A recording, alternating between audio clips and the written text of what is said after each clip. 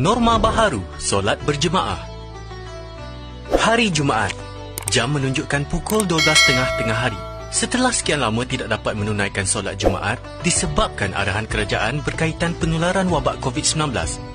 Hari ini, Ayub berpeluang untuk kembali berjemaah di masjid. Ayub juga merupakan AJK masjid. Ayub sedang bersiap-siap untuk pergi ke masjid. Rosnah, isteri Ayub, turut membantu menguruskan suaminya. Ayub mengambil langkah awal dengan berwuduk dari rumah mengikut garis panduan solat Jumaat. Ayub terus memakai pelitup muka dan membawa hand sanitizer bersamanya. Ups, nasib baik Ayub teringat. Sekarang, semua jemaah perlu membawa sejadah mereka sendiri ke masjid.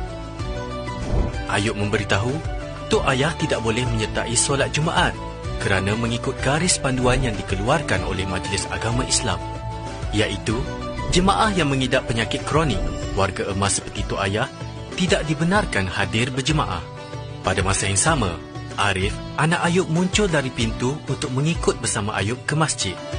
Ayub melarang anaknya daripada mengikutnya ke masjid kerana kanak-kanak di bawah umur tidak dibenarkan hadir berjemaah di masjid. Sewaktu sampai di masjid, Ayub melalui pintu utama masjid. Ayub terus ke kaunter di pintu bagi memeriksa suhu badan, sanitasi tangan serta rekod kehadiran jemaah. Penjarakan sosial perlu diamalkan di dalam dan di luar masjid.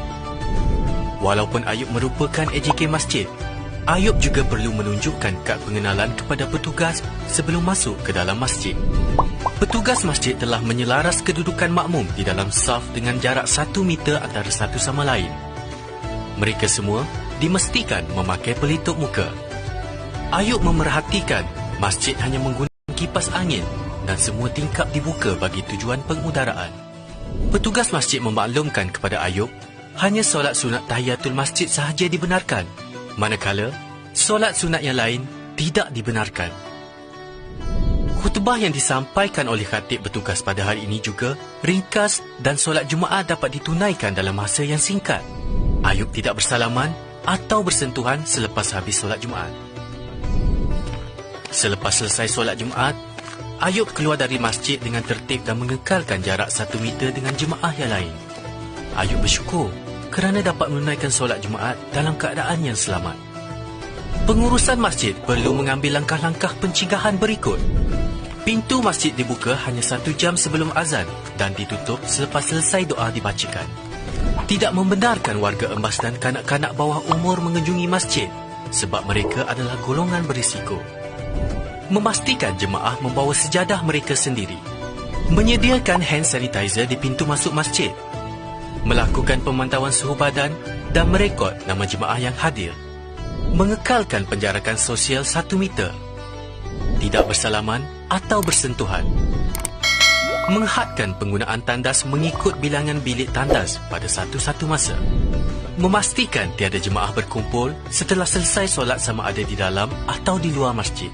Dan akhir sekali, melaksanakan sanitasi masjid setiap kali sebelum dan selepas solat.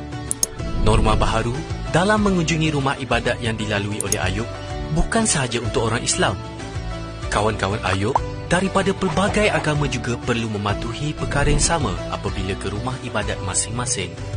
Pada masa yang sama, pihak pengurusan rumah ibadat perlu mematuhi garis panduan yang ditetapkan oleh pihak berkuasa.